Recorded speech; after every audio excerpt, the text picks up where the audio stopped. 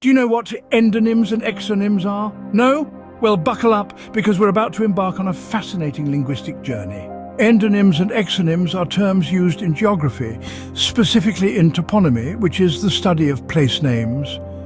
An endonym is a name for a geographical feature in the language of the people who live there. It's the insider's name, if you will. On the flip side, an exonym is the name given to a geographical feature by an external group. It's the outsider's name, so to speak. Take Germany, for example. In Germany, the locals call their country Deutschland. That's the endonym. However, in English, we call it Germany, and in French, it's Allemagne. Both of these are exonyms. Now let's talk about China. In the heart of the country, the locals refer to their homeland as Zhongguo. That's the endonym, yet in English-speaking regions, it's known as China, an exonym. Interestingly, Spanish speakers also refer to it as China, another exonym.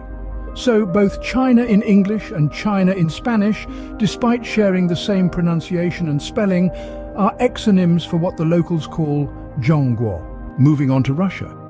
The natives of this vast nation call their country Russia, that's the endonym. However, in English we know it as Russia, an exonym. In French it's referred to as Russie, another exonym. So Russia in English and Russie in French, although sounding similar, are both exonyms for what the locals call Russia.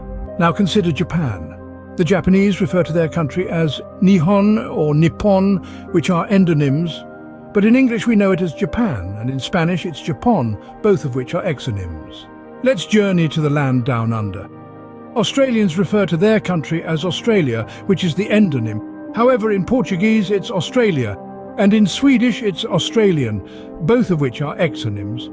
So next time you're looking at a map or planning a trip, take a moment to consider the names of the places you're exploring. You might just discover a whole new layer of understanding.